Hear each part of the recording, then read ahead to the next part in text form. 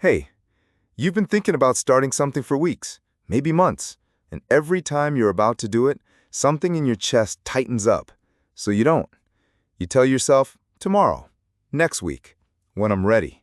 But here's the truth. That fear, it's never going away. And the reason you haven't started yet isn't what you think. You're not lazy, you're not broken, you're human. And once you understand why your brain makes the first step feel impossible, you'll finally know how to move forward.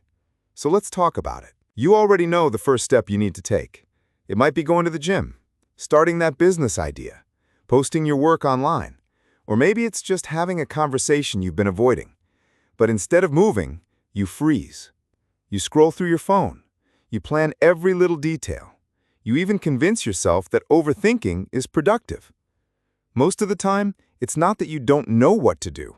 It's that you can't get yourself to actually do it. So why does the first step feel so hard? Here's why. Your brain is built to keep you safe. That's its job. So when you think about doing something new, something uncertain, your brain screams, "Warning, danger!"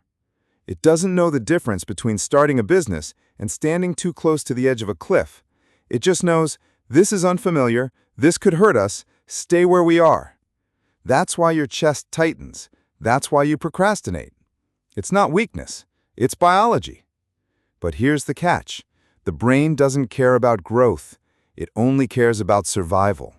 Which means every time you're about to grow, your brain will try to stop you. Now, here's the shift most people never realize. Fear doesn't mean you're going the wrong way. Fear usually means you're standing in the right place. Think about the moments you felt the most fear. Your first date, your first job interview, the first time you put your work out there. Those moments mattered. If you feel nothing, it means it doesn't matter. If you feel fear, it means growth is right on the other side. Fear isn't a stop sign, it's a compass. So how do you move when fear is screaming in your ear? Here's the trick. Make the first step ridiculously small. So small your brain doesn't see it as a threat. Want to write a book? Start with one messy sentence. Want to run a marathon? Put on your shoes and walk for 5 minutes. Want to start a business? Write down one idea. It sounds simple, but it works. Because once you're in motion, fear loses its grip. Action kills fear faster than thinking ever will. Think about walking into the gym for the first time. You feel like everyone's staring, like they're judging every move you make.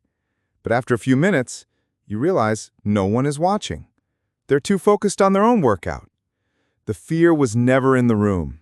It was in your head. And the moment you take that first step, the weight of it begins to disappear. So if you're scared to take the first step, good. That fear means you're about to do something important. Don't wait for the fear to disappear. It won't. Take the step while you're scared. Do it messy. Do it imperfect. Do it small. But whatever you do, don't do nothing.